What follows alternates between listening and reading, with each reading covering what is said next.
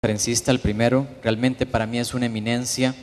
Él es experto en biología celular, con especial énfasis en células madres adultas y su aplicación clínica en medicina regenerativa. Es médico cirujano de la Universidad Javeriana de Bogotá, maestría en ingeniería mecánica, bioingeniería de la Universidad de los Andes de Bogotá, doctorado en fisiología celular y molecular de Yale University y Harvard University. Actualmente se desempeña como científico y profesor del Departamento de Ortopedia, División de Medicina del Deporte, Instituto de Investigación de Diabetes, y profesor adjunto del Centro de Investigaciones Esqueléticas de la Universidad de Cleveland, donde dirige los proyectos relacionados con el uso de células madres adultas mesenquimales. Es autor y coautor de numerosos artículos científicos y merecedores de varias distinciones y becas. También participa en diversas actividades empresariales, como la creación y evaluación de empresas privadas en las áreas de medicina regenerativa y terapias basadas en células madres adultas en Latinoamérica. Por favor, démosle la bienvenida al doctor Diego Correa. Introduciendo el tema general de células madres, terapia celular en general e ingeniería de tejidos, nuestro conferencista de lujo que inicia este programa, doctor Diego Correa. Gracias, Jocelyn. Muchas gracias a todos por la atención. Aquí va. No, tiene que cambiar el...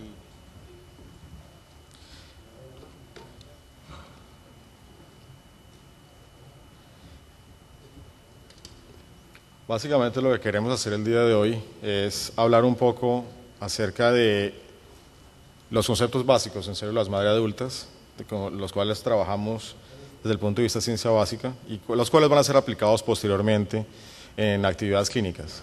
Yo, a pesar de mi formación médica, trabajo en ciencia básica. En el momento, como decía, trabajo como assistant professor en la Universidad de Miami y adjunto en la Universidad de Case Western en Cleveland. Tuve la fortuna de trabajar en Cleveland con el profesor Arnold Kaplan, que es el padre de estas células, el que acuñó el nombre MSC, Mesenchymal Stem Cell, por los últimos 6 años. Y vengo a compartir un poco esa experiencia con ustedes, tratando de desmitificar un poco estas células, desmitificar el área de medicina regenerativa y poner unos conceptos muy sólidos en sus mentes para que los apliquen posteriormente en sus prácticas clínicas. Esto es un tema que viene hace muchos años, no es nuevo, y yo no llamaría esto la medicina del futuro, lo llamo la medicina del presente, porque ya existen productos derivados en células madre aprobados a nivel mundial para su uso. En varios países del mundo, por ejemplo, el Prochymal está aprobado para la enfermedad de injerto versus huésped en niños, en países como Canadá, como Japón, Australia, Europa y próximamente en Estados Unidos ya está aprobado por la FDA. Entonces, ya es una medicina del presente, no una medicina del futuro. Y lo interesante del caso es que nos hace pensar que cambia la forma como evaluamos la fisiopatología de las enfermedades, cómo las entendemos y cómo las abordamos terapéuticamente. Cambia completamente. Quisiera tener también un poco de visión acerca de qué es la regeneración, porque es un tema importantísimo, que el concepto de regeneración quede perfectamente claro. A diferencia de reparo es el cambio de un tejido maduro lesionado por un tejido inmaduro de diferentes características y funciones. Llámese una cicatriz. La regeneración es el cambio de un tejido maduro lesionado por otro tejido igualmente maduro de idénticas características y funciones. Y eso sí existe en los mamíferos y sí existe en los seres humanos. Aquí, por ejemplo, en la naturaleza, el gusano de agua, el cangrejo de río, el embrión, vemos que tienen una capacidad regenerativa elevadísima. En las salamandras, si hay una sección de su extremidad, es capaz de regenerar todos los tejidos de las 3 capas germinales.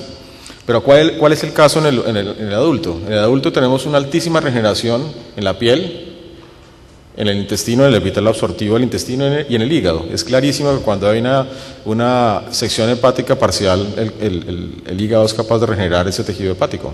La piel se cambia constantemente, el epitelio absortivo más o menos cada 96 horas se cambia, etc. Moderada, hueso y músculo, Al haber lesiones óseas y, por ejemplo, los callos de fractura, es una evidencia que hay una regeneración, porque el hueso se produce de idénticas características y funciones que el nativo. Y muy pobre en el corazón, tejidos interarticulares y cerebro, pero no es que no sea existente, es muy pobre, y desafortunadamente por aspectos evolutivos ha sido sobrepasada por el reparo. Hagamos una graficación, disculpen, graficando en el embrión magnitud versus el tiempo de un evento. Inicialmente tenemos una lesión aguda, la cual en el embrión genera una inflamación relativamente pequeña, no es muy alta, pero por la disponibilidad de abundantes progenitores celulares va a haber un proceso regenerativo clarísimo, y eso está estudiado desde hace muchísimos años, que cualquier lesión en un embrión, en cualquier mamífero, va a ser totalmente regenerado sin signos de lesión previa, lo cual genera un proceso fibrótico muy pequeño o casi indetectable. ¿Qué sucede en el adulto? Y en el adulto no es el mayor de 18 años votante que pueda tomarse una cerveza, adulto es post-nacimiento, es la diferenciación entre células madre embrionarias y adultas, post-nacimiento. Una lesión aguda va a generar un proceso inflamatorio mucho más marcado, determinado evolutivamente, y ante la baja disponibilidad de progenitores celulares, ese proceso regenerativo es limitado, muy limitado, llevando a una solución rápida dictada por la evolución, para tratar de evitar la pérdida masiva de función y probablemente la desaparición ante un depredador. Y esto lo genera un proceso fibrótico, que es una cicatriz, finalmente. Esa cicatriz es funcionalmente subóptima comparada con el tejido originalmente lesionado. ¿Qué podemos hacer nosotros? Usar células madre exógenamente para aumentar estas propiedades endógenas que sí existen pero que están minimizadas por la evolución, y tratar de ofrecer la formación de un nicho, lo que llamamos de un nicho regenerativo local, conducente a no reparo, pero regeneración. Y consecuentemente una regeneración sin cicatriz, que es lo que sucede en medicina regenerativa. Hablamos un poco de células madre a nivel general. Las células madre son células indiferenciadas definidas por su habilidad para autorrenovarse y diferenciarse para producir una progenie de células maduras. Esa es la definición general, más la expresión de una serie de marcadores de superficie y la ausencia de otros. Eso es como la Sociedad Internacional de Células Madre ha denominado y caracterizado este tipo de células. Hay las típicas, las células madre embrionarias, que son las que han generado muchísimo debate ético, legal, religioso, etcétera, las cuales simplemente, como vamos a mencionar ahorita, son las encargadas de formar tejidos. Nosotros no tenemos nada que ver con ese tipo de grupo celular. Y es una cosa que es el primer concepto que quiero que quede muy bien cimentado. Cuando se habla de células madre, no se puede generalizar. Hay muchísimos tipos de células madre, enormes cantidades de células madre. Nosotros trabajamos con unas que se llaman células madre adultas mesenquimales, o MSCs, Mesenchymal Stem Cells, punto. Son muy diferentes a las embrionarias, diferentes a las hematopoyéticas, diferentes a otras cantidades de poblaciones celulares. Estas células embrionarias se obtienen del blastocisto, alrededor del día 8, formación embrionaria. Y esta es de hecho la causa por la cual ha tenido tanta controversia, porque efectivamente el embrión en este estado tiene que, pues, se compromete su viabilidad. No está funcionando muy bien. ¿Cuál es la clasificación que hay en células madre? Inicialmente tenemos las embrionarias y las adultas, como mencionaba ahorita. Pero también se pueden clasificar dependiendo de su potencial, entendiendo que la célula totipotencial es el óvulo y el espermatozoide, porque es una célula que al juntarse durante la fecundación pueden generar todos los tejidos del cuerpo y las membranas extraembriónicas, placenta, corion, amnios, etc. Eso es una célula totipotencial. Hay una célula pluripotencial, que es la célula madre embrionaria. ¿Por qué pluripotencial? Porque puede generar todos los tejidos del cuerpo, endodermo, mesodermo y ectodermo, todos, pero no pueden generar placenta, cómnios, corion y amnios, por eso son pluri. Después vienen las multipotenciales, donde están las que trabajamos nosotros, las MSIs. ¿Por qué? Porque son células que tienen un potencial de diferenciación más restringido comparado con las embrionarias. Solamente tienen unos linajes especificados, que son multi. Otros que se llaman oligo, que son muy pequeñas. Por ejemplo, las células que están en las criptas del Lieberkühn en el epitelio absortivo del intestino. Solamente pueden determinar uno o dos tipos celulares. Y las unipotenciales, las que solamente pueden dar origen a un tipo de célula. Como mencionaba, esto es importante y este es el concepto más claro para describirlo de manera gráfica. Tenemos durante la embriogénesis, no está funcionando muy bien. En la embriogénesis tenemos células madre adultas, que son las encargadas de la construcción del tejido del órgano. Ellas lo construyen, lo generan. Pero una vez está generado y ha terminado la embriogénesis y estamos en un periodo postnatal, cada uno de los órganos tiene que autorrenovarse, remodelarse. Ese mantenimiento está encargado en el adulto. El adulto, nuevamente digo, post-nacimiento, está encargado por poblaciones indiferenciadas de células madre adultas en cada uno de los tejidos. La división asimétrica, simplemente cuando una célula se divide en dos, dentro de las cuales una es idéntica a ella y la otra es una célula especializada. Es una de las características sine qua non de las células madre adultas. Por tanto, son multipotentes, oligopotentes o unipotentes, están presentes en diferentes tejidos del organismo, pueden dividirse simétrica o asimétricamente, cualquiera de las dos pueden adoptarlas, y permite la mantención y reparación de diversos tejidos. Nosotros usamos una serie de criterios para usarlas, tanto en investigación, principalmente, como en clínica.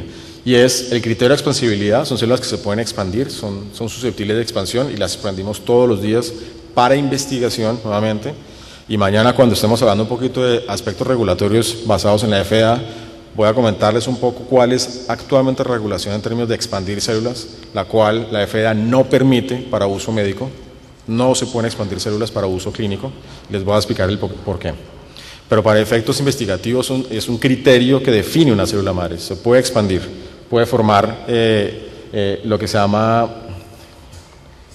el potencial clonogénico, que es el criterio de uniformidad, forman células similares a sus progenitores. El criterio de plasticidad, pueden diferenciarse en diferentes linajes, como lo vimos antes, son multipotentes. El criterio de estabilidad, son células muy estables, muy estables genómicamente. Y esto también es acá hago un paréntesis importante porque ayer en una entrevista me lo preguntaban y es una pregunta constante, si estas células pueden generar cáncer. La respuesta categórica es no. Células madre adultas mesenquimales no tienen la capacidad de generar tumores. Las embrionarias sí. De hecho, ese es uno de los ensayos que se usa para determinar si una célula es de características embrionarias, la formación de un teratoma.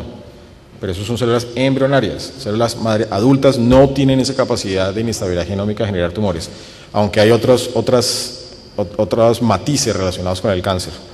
Eventualmente, si tenemos tiempo, podremos hablar más tarde al respecto. Autólogas, aunque también se puede usar el modelo halogénico, que es muy usado a nivel mundial, y vamos a ver por qué se pueden usar células. Por ejemplo, yo puedo sacar células de Nancy y ponérmelas a mí, no hay ningún problema. Y son inmunoprivilegiadas, carecen de la expresión del complejo mayor de discompatibilidad tipo 2 ODR, que es el que define la agresión a cuerpo extraño en un receptor. Como mencioné, con unos cócteles adecuados pueden dividirse en diferentes linajes, incluido hueso, cartílago, tejido adiposo, etc. Y vamos a entrar en materia, algo muy importante. Hasta hace unos 6 años más o menos no teníamos ni idea dónde estaban localizadas. Simplemente sabíamos que existía una población de células progenitoras en la médula ósea de diferentes tejidos, pero no sabíamos exactamente dónde estaban localizadas. De unos 5 años para acá, nuestro laboratorio en Cleveland, ahora el de Miami, y otros laboratorios como el de Bruno Peó en la universidad en UCLA, en Edimburgo, gente en Roma, en varios diferentes sitios, empezamos a hablar de dónde estaban localizadas estas células. Y la pregunta que surgió es, ¿cuál es la estructura que tiene en común la gran mayoría de tejidos en el cuerpo humano? Simplemente medicina básica, los vasos sanguíneos, excepto la córnea y el cartílago, que son avasculares. De resto, todos los tejidos en el cuerpo son vascularizados. ¿Y qué tienen en común la mayoría de estos vasos sanguíneos? Que tienen células endoteliales y células perivasculares, ¿de acuerdo? ¿Cuáles son las células perivasculares? Son células o pericitos, son células o células murales, son células muy importantes, las cuales están empezando a capturar la atención de mucha de la comunidad científica y médica. Esto es una micrografía electrónica de barrido de un sinusoide hepático. Estos son pericitos, y valga la aclaración, estos son las células madre adultas, actuando como pericitos. Obviamente el rojo es el Photoshop, pero pues era para identificarlas en qué parte estaban. Por ejemplo, esta es otra. Aquí esto es lo que se llaman las proyecciones reticulares que tienen estas células envolviendo los vasos sanguíneos. Y lo interesante del caso es que en este paper de una compañera, Micaela Crisán, que trabajaba con Bruno Peó, publicó en el 2008 en Cell Stem Cell que cuando ella recuperaba todas esas células y las ponía en una caja de Petri a expandir, presentaban a largo plazo los mismos marcadores de superficie que las células madre mesenquimales. Entonces empezó a decir, los pericitos y las células mesenquimales en cultivo expresan marcadores muy similares. ¿Ok? Interesante. Todos estos. Negativas para las hematopoyéticas y positivas para las de pericitos. Primera indicación de que probablemente era la misma célula. Después lo que hizo fue hacer una contraparte in vivo, tomando todos los tejidos humanos, muestras de biopsias, y por inmunohistoquímica lo que vio es que las células que expresaban los marcadores de pericitos era la misma célula expresando los marcadores de células madre adultas mesenquimales. Había una coexpresión en todas estas microfotografías, haciendo pensar de que efectivamente sí es la misma célula. Y lo interesante es que estos pericitos, con las condiciones ideales, tenían la capacidad de volverse cartílago, hueso, grasa, etc. Entonces además compartía el potencial multidiferenciativo. Entonces empezaron a hablar de que efectivamente las células madre adultas eran pericitos o son células perivasculares. Estos son unos apartes de unos experimentos nosotros en Cleveland, se llama el ensayo vascular. Lo que hacemos aquí es simplemente tomar estas células endoteliales derivadas del cordón umbilical humano y las ponemos sobre una caja de Petri cultivada con fibroblastos para que sean los proveedores de nutrientes, y al cabo de unas 72-96 horas forman esas estructuras vasculares en verde, que son células marcadas con dye, que es verde. Y días posteriormente ponemos células mesenquimales humanas marcadas rojos y miren dónde se establecen alrededor de los vasos sanguíneos. Entonces ellas reconocen los vasos sanguíneos como su nicho natural, como su casa, donde ellas deben llegar. Este es un ensayo importantísimo que se desarrolló en Cleveland hace unos 25 años, pero se usa mundialmente para estudiar el potencial osteoblástico o diferenciador de hueso de estas células. Se llama el ensayo de la formación ósea heterotópica, y lo traigo acá porque esta hasta ahora, a la fecha, es la prueba fehaciente y gráfica irrefutable de la localización perivascular de estas células. Esto es a través de Benedetto Sacchetti en el grupo de Paolo Bianco en Roma. Lo que se hace simplemente es tomar un cubo de cerámica de 1 por 1 por 1 milímetro, se carga con células madre adultas durante 24 horas y después se trasplanta eso en el lomo de un ratón inmunocomprometido para que actúe como bioreactor. Al cabo de unas 4 semanas, estas células se diferencian en osteoblastos y empiezan a formar hueso, como es de esperarse. Al cabo de unas 7 semanas, aquí hay algo raro, al cabo de unas 7 semanas forman sinusoides, o sea, vasos sanguíneos microvasculares dentro de la estructura dependientes del huésped. Y para 8 semanas, más o menos, ya hay un tejido hematopoyético funcional. ¿Qué quiere decir? Que esta estructura que creamos nosotros a través de ingeniería de tejidos, a las 8 semanas se vuelve un hueso extraesquelético totalmente funcional, empezando 8 semanas antes, simplemente sembrando células madre adultas en el cubo de cerámica. Pues como son humanas, se puede hacer un trazamiento con mitocondria humanas, con antígenos de mitocondria humana. Miren dónde estaban, alrededor de los vasos sanguíneos. De estos vasos sanguíneos que se crearon dentro del tejido, dentro de esa camarita, dentro de ese pequeño hueso extraesquelético. Esto es una prueba irrefutable de que la localización de estas células es vascular, perivascular. Y aquí viene de pronto lo que más me gusta. Esto es un paper que publicamos en Molecular Therapy hace 2 años, en el cual estábamos tratando de contestar la siguiente pregunta. Listo, son perivasculares, se extraen ya sea de la médula, de la grasa, etcétera, se reintroducen en el paciente vía sistémica, ¿y a dónde van? ¿Cuánto tiempo les tarda? ¿Cuánto tiempo están en el sitio lesionado? ¿Se van? ¿Se reproducen? ¿Mueren? ¿Qué va a pasar con esas células? Que eran preguntas que no se habían contestado. Simplemente se hacía una infusión y de X cantidad de células, que normalmente es de 1 a 2 billones por kilogramo de peso, esperando a que lleguen al sitio lesionado y que hagan su business, y después ni idea.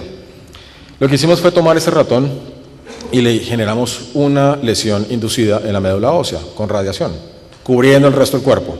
Entonces, solamente este fragmento de la pierna, de la pata de este ratón está lesionado. Una lesión no radical, una lesión vascular. Y lo que hicimos fue insertarle un catéter en la carótida que llegaba hasta el callo aórtico y por ahí avanzar células madre mesenquimales marcadas con un gen de luciferasa que después va a generar luz y podemos hacerle seguimiento. 1 hora después, obviamente, como era de esperarse, está todo el ratón distribuido de células por todas partes, pero miren lo que pasa días siguientes, día 2, día 7 y día 21. Para el día 2, todo el resto del cuerpo que estaba completamente sano, desapareció la señal, pero la señal se estancó en el sitio de lesión. ¿Qué quiere decir? Que efectivamente esas células son capaces de reconocer sitios de lesión y sabemos perfectamente cómo funciona eso, a través de un eje molecular que se llama CXCR4-SDF1. Es un ligando que está expresado en células lesionadas y su receptor que está en estas células. Entonces, y miren que la señal creció.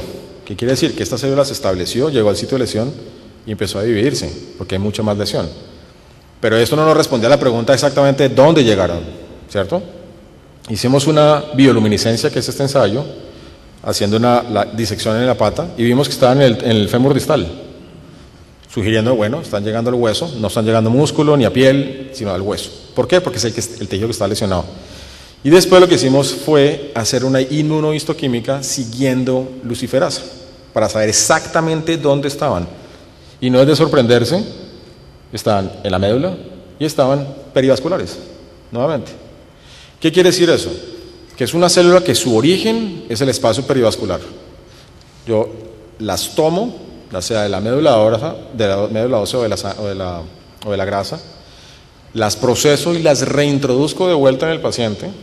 Ellas tienen la capacidad de censar y de reconocer un sitio de lesión, se establecen nuevamente como pericitos, eso en inglés se llama homing and engraftment, es como el anidamiento y el reconocimiento del sitio donde está su casa, cuál es el nicho donde ellas viven de la manera más fisiológica, y ahí hacen toda su magia, que ya no es magia, ya sabemos perfectamente cómo funcionan.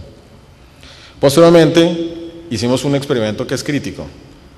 Hasta hace unos años había gente todavía postulando que no se sabía muy bien si estas células eran células madre o no, o simplemente eran células progenitoras. Hicimos un experimento que se llama el experimento de la prueba del trasplante en serie, que es un experimento que muestra inequívocamente el comportamiento de célula madre, o sea que es autorrenovación y replicación.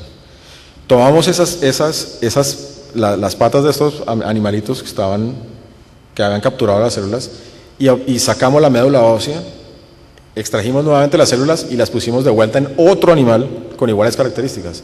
Y lo mismo, hicieron exactamente lo mismo, repetitivamente, uno tras otro, tras otro, tras otro, sin aumentar el número de células. ¿Qué quiere decir? Que ellas mismas se duplicaron suficientemente para hacer trasplantes en serie. Esto es una señal inequívoca de que son del potencial, lo que se llama en inglés stemness, sobre estas células. Ahora un poquito más de aspectos prácticos. ¿Cuáles son los sitios de atención? Todos los tejidos, todos, tienen poblaciones de células madre mesenquimales adultas, todos, exceptuando el cartílago y la córnea, porque son avasculares, pero periféricamente hay. Cuando yo estudié medicina en los 90 en Colombia, nosotros nos decían que uno nacía con una cantidad fija de neuronas y que iban muriendo. Pues eso no es tan cierto. ya se han descubierto varias localizaciones en el cerebro donde hay poblaciones de células madre de origen neural. En los pisos de los ventrículos, por ejemplo, en las estructuras que forman el líquido cefalorraquídeo en los ventrículos, ahí hay poblaciones de células de origen neural con capacidad de regeneración neuronal, sí existen. Y en todos los tejidos existen, de hecho. Entonces, las derivadas de médula ósea, esto es lo que Arnold desarrolló desde los 80s. Simplemente es un aspirado medular, se centrifuga, se siembran, así se ve más o menos a los 5 o 6 días. Ellas forman colonias de células idénticas y después se pueden extraer, se pueden hacer una cantidad de cosas con ellas. Quiero traer un concepto muy importante que estoy trabajando actualmente y es importante tenerlo muy en cuenta. Nosotros simplemente sacamos un aspirado medular o de grasa y asumimos que todo es idéntico. Pues no es el caso. Y otro concepto importante que siempre lo mencionamos con Álvaro en Solsema es ¿qué son células madres realmente? Si yo estoy sacando una muestra de grasa y la pongo de vuelta, eso no es terapia celular. Estoy haciendo una lipotransferencia, es una cosa muy diferente. Cuando yo extraigo la grasa, la proceso y obtengo lo que se llama la fracción vascular del estroma, o SVF, Stromal Vascular Fraction, eso tampoco se puede denominar terapia celular con células madre. Eso simplemente es una colección heterogénea de células que contiene una fracción de células madre, más o menos entre el 15 y el 40%. Pero tiene otro tipo de células, tiene monocitos, células blancas, tiene progenitores endoteliales, tiene una cantidad, eso es una sopa heterogénea de células. Entonces es muy importante ser muy cauto en cómo se maneja la terminología y los conceptos. En este caso, lo que hemos visto nosotros es que la médula ósea, cuando se hace un aspirado medular y se pone en la caja de Petri, hemos identificado hasta más o menos entre 6 y 7 subpoblaciones diferentes de células. Subpoblaciones, caracterizadas por la presencia o ausencia de diferentes marcadores de superficie. Entonces lo que decimos nosotros es que todas esas células son genotípicamente idénticas, que se catalogan como células madre adultas, pero fenotípicamente distintas. Y vamos a ver por qué sucede esto. Por ejemplo, aquí Tormin, en el 2011, determinó que esto es médula ósea humana, por inmunohistoquímica, que aquí, por ejemplo, este marcador verde, 1271, y el rojo, 146, los dos están presentes en estas células que se llaman células reticulares perivasculares. Pero en esto que es en la superficie endóstica, que es otro nicho dentro de la médula ósea, son positivas para O71 en rojo, pero negativas para 146. Y siguen siendo células madre adultas, pero son 146 negativas. Aquí simplemente lo traigo para mostrarles, hay muchísimos fenotipos dentro de la médula ósea. Y nosotros estamos simplemente sacándolas, asumiendo que son idénticas y poniéndolas de vuelta. Aquí lo que hicimos simplemente es usar el CD146 como un marcador muy importante para el seleccionamiento de ellas. Y lo que vemos es que, aquí no se ve muy bien, pero pues en el computador se ve mucho mejor, es que estas colonias recién sembradas, aproximadamente el 33% son positivas para 146. Pero lo interesante es que al principio, a los primeros días, casi todas las células son positivas y después solamente las del centro. Las de la periferia se vuelven negativas. Entonces hay un cambio dinámico de esas células adaptándose al nuevo ambiente. Y cuando expandimos estas células con el factor de crecimiento fibroblástico 2, la disminuimos a 3%. ¿Qué quiere decir esto? Que estas células son dinámicas, ellas cambian, se adaptan al nuevo ambiente, dependiendo de las condiciones, lo hacen de una u otra forma. No son células estáticas, son totalmente dinámicas.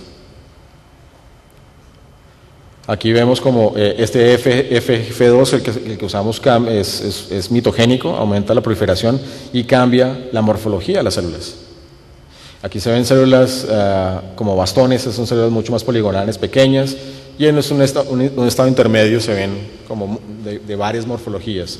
La célula, como decía, es totalmente dinámica y se adapta y sensa los ambientes donde se encuentra. Voy a pasar esto por cuestiones de tiempo. Y aquí, entonces, ¿qué fue lo que hicimos? Lo que hicimos fue decir, ¿qué pasa si yo selecciono solamente las que quiero? Por ejemplo, las 146 positivas y las negativas, y ese es uno de los proyectos que tenemos ahora. Entonces, lo que hacemos es una técnica que se llama inmunoseparación. La muestra se pone en un tubo, aquí lo tengo,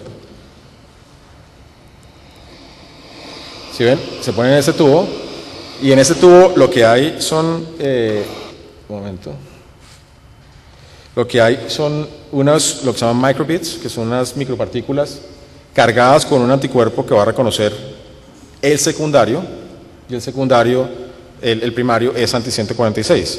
Entonces, lo que va a suceder es que todas las células que tengan 146 se van a pegar a estos microbits. Después pongo un campo magnético, se pegan al tubo y el resto me lo llevo. De esa forma puedo sacar las positivas de las negativas. Y eso es lo que estamos viendo aquí en estos pasajes. ¿Sí ven cómo se va aclarando acá? Se van hacia la periferia. Todo esto. Miren, ¿sí ven? Ahí se ve. Y estas son las células pegadas en la periferia. De esta manera lo que estoy haciendo es limpiando o obteniendo y purificando las que yo quiero. Solamente las que yo quiero. Y aquí están pegadas. Por ejemplo, esta es una célula pegada al microbit con el 146. De esa manera yo puedo solamente decir yo quiero estas o quiero aquellas. Y lo que hemos visto es que experimentalmente eso tiene una influencia terapéutica enorme. Al menos en formación de cartílago, en la parte de inmunomodulación. Simplemente la confirmación de que la separación fue exitosa. Y aquí, por ejemplo, vemos que las 146 negativas generan mejor cartílago que las otras. Y las dos son células madre. Pero aquí lo que vemos es las subdivisiones que hay dentro de la médula y todo lo que genera y cuáles son los potenciales que tienen. Vimos un poco la médula ósea. La otra gran fuente es grasa, que es, pues, obviamente en grasa se ha determinado que aproximadamente tienen más o menos unas 10.000 veces más concentradas células madre adultas. Lo que hace simplemente es tomar una muestra de grasa, se procesa con colagenasa, aunque hay protocolos que lo hacen mecánicamente, pero pues otro tema. Y simplemente lo que se obtiene es la fracción vascular del estroma, que es una fracción que tiene dentro de la grasa donde están contenidas las células madre. Entonces, nuevamente es importante hacer la repetición. Cuando nosotros publicamos artículos preclínicos y clínicos, que ahorita acabamos de publicar dos en dos journals diferentes, nosotros no hablamos en esas publicaciones de tratamiento con células madre. Se dice tratamiento con fracción vascular del estroma. Es el evento técnico correcto de decir. ¿Por qué? Porque la fracción vascular del estroma sí tiene células madre, pero tiene otras cosas. Si yo quiero ser específico, tratamiento con células madre, tengo que purificarlas. Tengo que cultivar esa grasa, extraerlas, caracterizarlas, como vamos a ver mañana en almacenamiento, en el banco de células madre. Tengo que caracterizarlas para saber que lo que estoy teniendo es una población homogénea de células, que no tengo nada más alrededor. Y aquí, obviamente, por el hecho de que pues, todos tenemos grasa, básicamente eso se convierte en un banco de células madre, lo que tenemos allá adentro. Eso redefine la obesidad. Esto es quizá de lo más importante. Es unas reflexiones intuitivas muy importantes que se desprenden de todos esos conceptos. Y es, todas las MCs son pericitos. Arnold habló de eso en el 2008. Todas. No lo contrario. No todos los pericitos son células madre. Eso es importante tenerlo en cuenta. Y están presentes a lo largo del cuerpo. El paper de Michael Crisan en Cell Stem Cells. ¿Cierto? Todos los vasos sanguíneos reflejan el tejido en donde residen. ¿Están de acuerdo conmigo? Unos vasos sanguíneos en el riñón funcionan muy diferente en el cerebro que en el hígado, que en la médula ósea. Son vasos sanguíneos, pero funcionan diferente, tienen funciones diferentes. Entonces, dado que todos los tejidos son diferentes, las células de dichos vasos sanguíneos son diferentes, ¿cierto? Por ende, todas son diferentes y están especificadas por el ambiente instructivo donde residen. Esto es probablemente los conceptos más importantes que hay en el tema de células madre. Todas son similares genotípicamente, tienen funciones similares, pero también son instruidas por el ambiente donde se encuentran. Si yo soy un podocito en el riñón, tengo unas funciones específicas. Si yo soy una célula de hito en el hígado, tengo otras funciones. Si soy una célula reticular en la médula ósea, tengo otras funciones. Y todas son células madre adultas, pero cada una se va especificando dependiendo del ambiente donde está instruido. ¿Y cómo sabemos eso? Como un ejemplo. Si yo quiero hacer cartílago en el laboratorio, que es lo que hacemos nosotros en Miami ahorita, y tomo células de la médula ósea y células de la grasa, que en teoría deben ser similares. Las dos tienen ese potencial de convertirse en cartílago. E in vitro lo trato de hacer. Las de grasa necesitan un cóctel diferente de suplementación, implicando que son diferentes. tienen diferencias entre ellas, hay diferencias. Y esto entonces genera una serie de transiciones fenotípicas, que son que la célula se desprende y puede llevar a simplemente formación ósea o ser utilizada y activada ante un ambiente inflamatorio y hacer su magia, que es la que vamos a ver posteriormente. Y esto desprendió lo que Arnold denomina la vieja MSI versus la nueva MSI. Que la vieja MSI simplemente de los 80s y 90s y principios del año 2000 era una célula progenitora, simplemente que daba pie a varios tipos de tejidos. La nueva es esa más un regulador local tisular. Y en la última publicación de Arnold, y él es muy egocentrista desde el buen punto, en el buen sentido de la palabra, y él mismo lo dice, porque él fue el que le acuñó el término MSC, Mesenchymal Stem Cell, en la final de los 80s, principios de los 90s. Él quiere seguir con la misma nomenclatura, MSC, que de hecho en muchas de las presentaciones que hace, él dice que se llama Most Sexy Kaplan, el MSC. Pero aquí lo que está determinando y está ofreciendo y proponiendo a la comunidad es que se llame Medicinal Signaling Cell. A mí me parece muy adecuado, porque es una célula que no solamente es una célula madre, es una célula que señaliza, que da instrucciones, que es capaz de sensar ambientes, que es capaz de responder ante diferentes ambientes. Por eso se llama Medicinal Signaling Cell, es la propuesta nueva. Entonces, tenemos este proceso mesengénico en el cual una célula es capaz de dividirse en muchos tipos de tejidos, y esto, gracias a eso, la usamos en ingeniería de tejidos. Pero ante el descubrimiento de su localización perivascular, ahora la usamos en terapia celular, teniendo en cuenta que hay dos mecanismos principales, inmunomodulación y actividad trófica, y les voy a mostrar esto posteriormente. Hablamos un poquito de ingeniería de tejidos. Voy a ir rápido, que quedan 10 minutos y falta bastante material. Entonces, simplemente la ingeniería de tejidos es tratar de generar tejidos en el laboratorio basados en unas premisas que les voy a mostrar para suplir las necesidades de trasplantes en las cuales la demanda está muy por encima de la oferta. Hay dos formas de hacerlo, y esta es la forma como la hacemos nosotros en Cleveland y en Miami, que se llama el abordaje in vitro. Tomo una muestra de células, nosotros trabajamos principalmente con médula ósea, pero también con grasa, las procesamos, de ahí obtenemos las células madre de adultos con protocolos muy estandarizados y muy estrictos, y estas las combinamos con dos factores adicionales, una matriz tridimensional, lo que se llama un scaffold, que es el que le va a dar la forma al tejido, ¿cierto? Y esta combinación a las células hay que decirles, usted de ahora en adelante va a ser un hepatocito, usted va a ser un condrocito, usted va a ser un miocito, lo que sea. Entonces hay que darle las instrucciones, y las instrucciones son a través de factores de crecimiento o señales, o un cóctel diferenciativo. Juntamos esas tres cosas, genera un implante, y este implante lo preacondicionamos en un bioreactor, porque es necesario darle una serie de estimulaciones mecánicas, físicas, químicas, etcétera, y eso es posteriormente implantado en el sitio lesionado. Alternativamente se pueden congelar, como vamos a ver mañana. Esos son los típicos bioreactores que usamos nosotros, en los cuales hay una simulación mecánica de los ambientes, específicamente para lo que trabajamos, que es ortopedia. Estos son nuestros, por ejemplo, aquí se está creando un cartílago dentro de este bioreactor, para una lesión condral. Lo hemos usado en estudios animales con relativo éxito. Y otro abordaje es el in vivo, en el cual se cogen esos tres elementos, que se llama la tríada de la ingeniería de tejidos, no hago nada in vitro y lo pongo directamente en el sitio lesionado del paciente. Y esto lo que espero es que se cree un microambiente regenerativo, usando esas tres componentes. Eso, por ejemplo, es clásico, la formación de vejigas, esta oreja humana, y ahí la lista es enorme, enorme. Ya hay disponibilidad clínica para tejidos urogenitales, ya existen, se usan clínicamente. No, por eso digo que no es la medicina del futuro, sino la medicina del presente. Esto es un riñón funcionante, el doctor Tony Atala en Wake Forest, North Carolina, lo hizo. En fin, ejemplos hay muchísimos. Hay válvulas, vasos sanguíneos, válvulas de corazón, vejigas, lo que quieran, excepto cerebro, pero lo que quieran. Este es un tema importante que quería traerlos porque pues, es importante tener en cuenta que toda esta transición preclínica se hace también clínica. Y vine aquí simplemente con este ejemplo de regeneración ósea. Esta es una paciente que sufrió en Alemania, una paciente alemana, una fractura distal de tibia, y finalmente, para hacer la historia corta, terminó con un defecto óseo de 7 centímetros. infectada, osteomielitis, una cantidad de cosas, un espaciador interno, un fijador externo, en fin, una tragedia.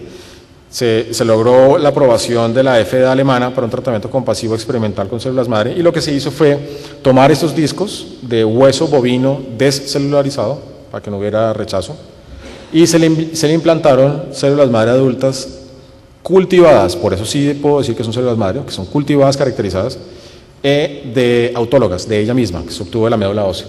Y después se pusieron acá alrededor del clavando medular, y lo que vemos es que aproximadamente después de 2 meses hay formación activa de hueso, determinado por la captación de fluoro 18, aquí en este PET scanning, y esa paciente hoy día está perfectamente bien, con hueso hecho a través de ingeniería de tejidos. Entonces sí es posible.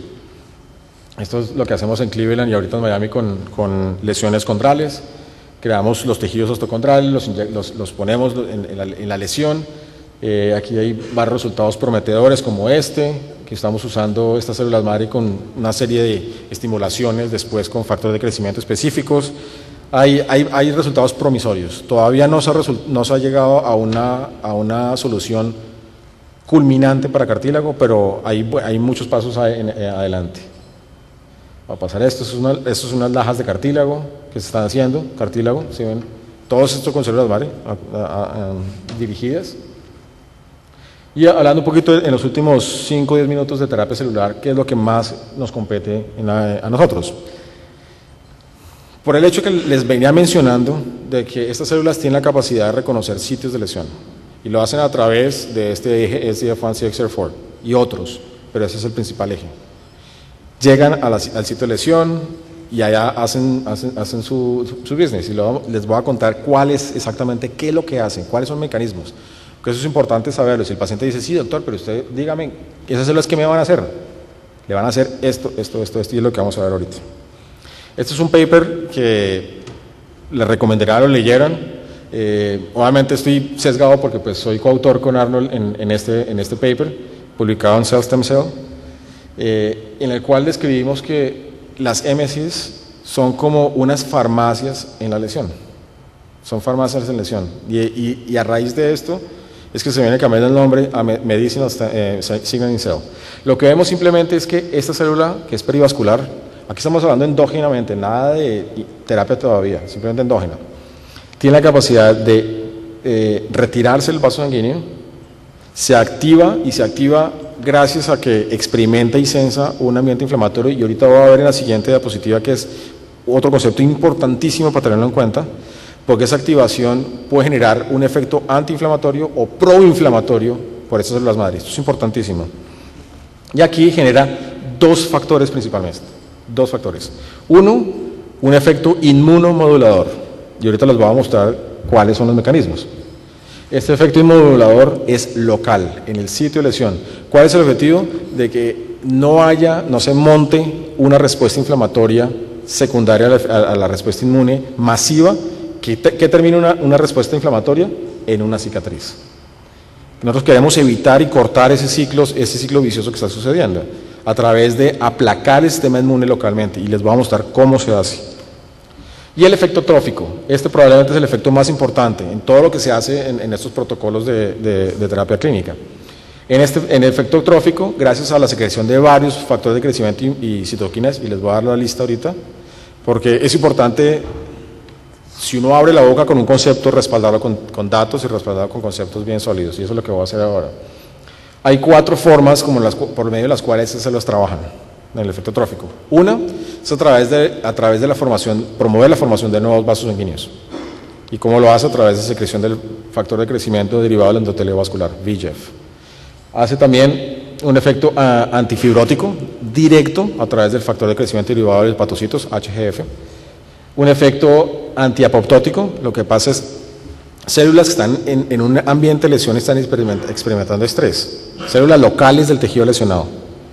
Ellas tienen un umbral de muerte celular que si lo pasan, hacen apoptosis para salvar la viabilidad del tejido a expensas de ellas mismas. Estas células a través de PDGF y FGF2 lo que hacen es aumentar este umbral. Entonces las células locales que están experimentando un estrés celular se vuelven más resistentes a la lesión y pueden solventar mejor una lesión a través de no morir como tal o a través de apoptosis. Y mitosis, o sea, la estimulación de proliferación celular de progenitores endógenos, que son los que finalmente son encargados de regenerar el tejido. No es la célula madre la que regenera el tejido. Otro concepto fundamental. La célula madre llega, reconoce el sitio de lesión y libera toda esta cantidad de señalizadores. Y ella se va. Nosotros tenemos resultados en animales que las células no duran más de 72-96 horas. Ya se van. Llegan, se establecen, en el caso de este ratón, se establecen solamente por el hecho que se volvieron a hacer pericitos, estabilizando los vasos sanguíneos. Pero su actividad como tal trófica no dura más de 72-96 horas. Y eso lo que hace es estimular una cascada de eventos conducentes a la producción de un microambiente regenerativo. Ellas lo único que hacen es eso. Las encargadas de regenerar el tejido son los progenitores locales. El progenitor del cardiomiocito en el corazón, el progenitor del hepatocito en el hígado. Las células madres simplemente les dan las herramientas necesarias para que ellas hagan esto. Pero ¿qué sucede? Como esa respuesta es tan pequeña por efectos evolutivos, lo que hacemos nosotros es aumentarla a través de la administración exógena de nuevas células para que hagan este efecto. Esto es lo más importante. Y esto es otro paper que sugeriría lo leyeran. Estas células MSCs son sensores y actuadores o cambiadores, switchers, de la inflamación. Ellas, como dice acá, ante la presencia de altos niveles de interferón gamma y TNF-alfa, que son los moduladores más importantes de la inflamación, se convierten en una MSC tipo 2. MSC tipo 2, localmente, ya en el sitio de la lesión. Esta MSC tipo 2 expresa un receptor que se llama TLR3, TLR-like, receptor 3. Y a través de esa estimulación de ese receptor, produce altos niveles de indolamina, óxido nítrico y prostaglandina E2, esos tres, más TGF-beta. Esas 4 moléculas lo que hacen es polarizar la respuesta inmune localmente. Y lo hablábamos ayer también con un grupo. Esta es la parte de cómo funciona a través de inmunomodulación. Normalmente uno tiene una respuesta TH1, TH2, que es la que genera finalmente la respuesta inmune. Y cuando yo estudié medicina tampoco no sabíamos que existían las TH17, los Tregs, los T reguladores. Lo que hace el T regulador es otro linfocito T que va en paralelo con los linfocitos T actuadores, los natural killers, los helpers, etc. Y hace contraposición para mantener la respuesta inmune en unos rangos específicos, para que no haya un desbordamiento de la respuesta inmune. Pues lo que hacen esas células a través de estas moléculas es polarizar la respuesta T a expensas de TH1 y TH2 a favor de Tregs. Entonces va a haber una supresión endógena del sistema inmune localmente. Pero ¿qué sucede si está en bajos niveles de interferón gamma y TNF-alfa? Se convierte en una MSC tipo 1, la cual va a secretar otro tipo de moléculas que son más proinflamatorias, porque está estimulado el TRL4, no el 3 sino el 4. ¿Qué sucede aquí? Por ejemplo, en situaciones donde hay una infección bacteriana. Si hay una infección bacteriana, yo lo último que quiero es aplacar el sistema inmune, ¿cierto? Pues resulta que en el ambiente de una infección bacteriana es diferente a cualquier tipo de lesión. Entonces, esas células lo que hacen ahí es promover la función inmune antibacteriana. Y además, como les voy a contar ahorita, en un segundito, un descubrimiento que se hizo hace 2 años, las células estas células madre adultas producen un péptido que se llama LL37, que es un antibacteriano, además. A la fecha no hay descripción, por los más de 6.000 estudios clínicos que llevan corriendo desde el 92, no hay la descripción de la primera infección secundaria a un tratamiento como estos. No existe. LL37 es antibacterial, gram positivo y gram negativo. ¿Y cómo hacen este balance o esta polarización? Lo hacen a través de polarizar la respuesta de monocitos macrófago, también a tipo 1 y tipo 2, que una es pro y la otra es antiinflamatoria. Esto hay que tenerlo muy, muy presente porque puede generar confusión en la interpretación de los resultados clínicos que tengamos y dependiendo también del ambiente en el cual estas células estén enfrentadas. Aquí simplemente hicimos algo parecido en el laboratorio con respuesta 146 y la disposición cambia. Esta es la inmunomodulación. Entonces lo que hace la MSC es secretar una serie de factores donde principalmente está la prostaglandina E2, VEGF, interleuquina 6, interleuquina 8, interleuquina 10, ácido, óxido nítrico, y todas estas moléculas lo que hacen es un efecto inmunomodulador local. Hacen que las células se vuelvan que no respondan a estímulos inmunes, las células T dejan de proliferar, las células B no producen anticuerpos, las células dendríticas no presentan antígenos, etc. Hay un efecto inmunomodulador local. Y esta es la lista de factores que les venía hablando. Lo que generan angiogénesis, antiapoptosis, inmunomodulación, soporte del crecimiento y diferenciación y mitosis, antifibrótico y quimoatracción. O sea, esto ya dejó de ser un cuento hipotético para volverse la realidad. En asma, lo que vemos simplemente es que animales que tienen un modelo en asma en el cual se produce un efecto muy similar al de los humanos. Al inyectar células humanas hay una reversión completa. Este es el paper donde les mencionaba el efecto antibacteriano a través de la secreción de LL37, un péptido muy importante que tiene efectos antibacteriales, gram positivo, gram negativo, y aquí está determinado en qué se usa. Se ha usado en neumonías secundarias de fibrosis quística, en neumonías con estafilococcus aureus y otras bacterias. En esclerosis múltiple hay información importante que aparentemente puede mejorar los scores clínicos en esclerosis múltiple a través del efecto inmunomodulador, disminuyendo la formación y la actividad de linfocitos T activados antimielina. En corazón, no lo voy a mencionar, pero la evidencia es enormemente grande en muchos centros en el mundo.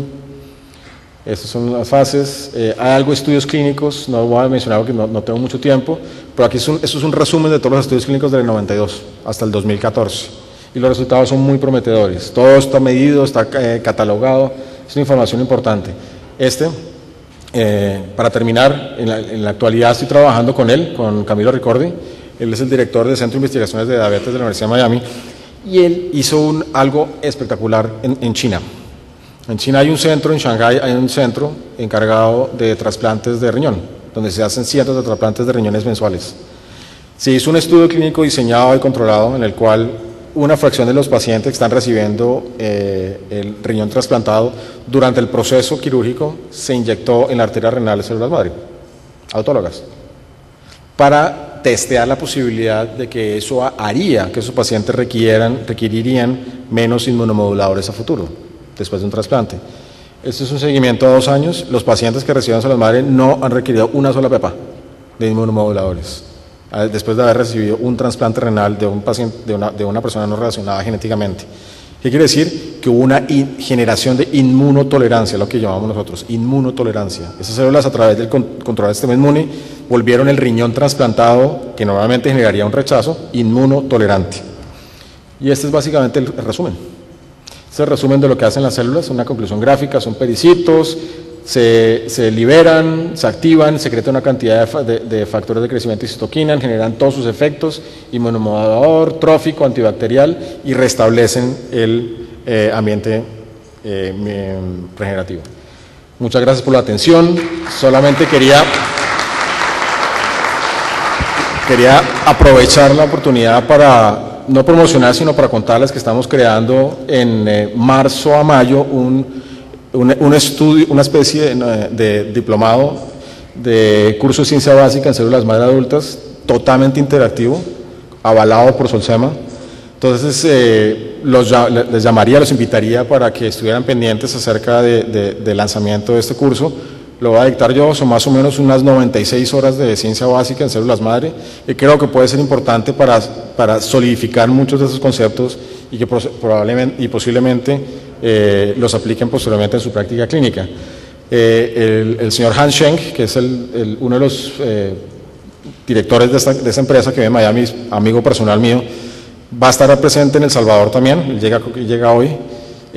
Cualquier duda que tengan de cómo funcionaría esto, él puede resolverla. Considero que esto es un curso muy interesante, muy interesante, en el cual se van a dar todo esto que hablamos en los 45 minutos, pero expandido a 96 horas. Creo que es importante y ténganlo muy presente. Ya que les dejo un consejito. Muchas gracias, Diego. Un aplauso realmente.